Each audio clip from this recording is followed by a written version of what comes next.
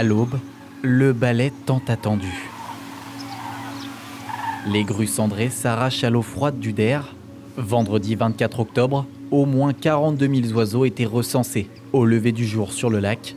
Dimanche 26, ils étaient encore 27 600.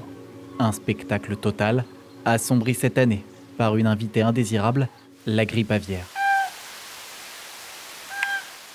On s'est posé la question, est-ce qu'on maintient et tout, parce que ça nous paraissait difficile de faire la fête, alors que bon, les circonstances n'étaient pas là, et que la fête, les grues n'étaient pas la fête. Voilà. Puis on s'est dit, de toute façon, les gens vont venir, donc c'est autant qu'on reste là, qu'on soit là, et puis justement qu'on les accompagne, et on s'aperçoit que les gens, ça les questionne beaucoup. C'est quand même une espèce pour laquelle les gens ont une relation assez, on va dire, assez proche, donc il y a des personnes où l'émotion a pris un peu le dessus, donc il faut accompagner ça, essayer de prendre un petit peu de la distance.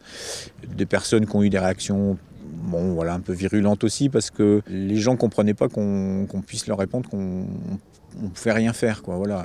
Portée par la Ligue de protection des oiseaux avec l'Office de tourisme du lac du Der, la fête de la grue et de la migration s'est tenue du 18 au 26 octobre 2025, animée par les guides et l'OFB, partenaire des animations. Sorties, conférences, postes d'observation, le Der se vit en direct sur le terrain.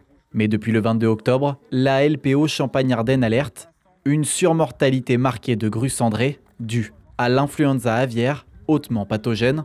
Les préfectures de la Marne et de la Haute-Marne confirment des oiseaux trouvés morts autour du lac. Au niveau national, le risque IAHP a été relevé à élevé par arrêté. On attend un peu commencer. C'est vrai que quand il y a de la mortalité qui est à l'intérieur du lac, on n'a pas le choix, on les laisse ici. Par contre, quand elles sont à proximité sur les chemins ou dans des lieux de passage, on les enlève pour éviter la contamination. Le problème, c'est qu'on ne peut rien faire et on essaye d'avoir beaucoup plus de données, de résultats. Malheureusement, là, c'est comme on a dit, c'est la première année que ça touche les grues, donc on ne sait pas quel impact ça va avoir réellement sur la population.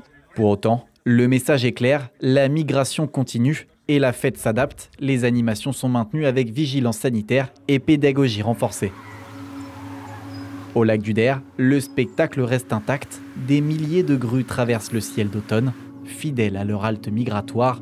Mais derrière la beauté du vol, la vigilance s'impose. Cette fête de la grue veut rappeler qu'observer, c'est aussi protéger.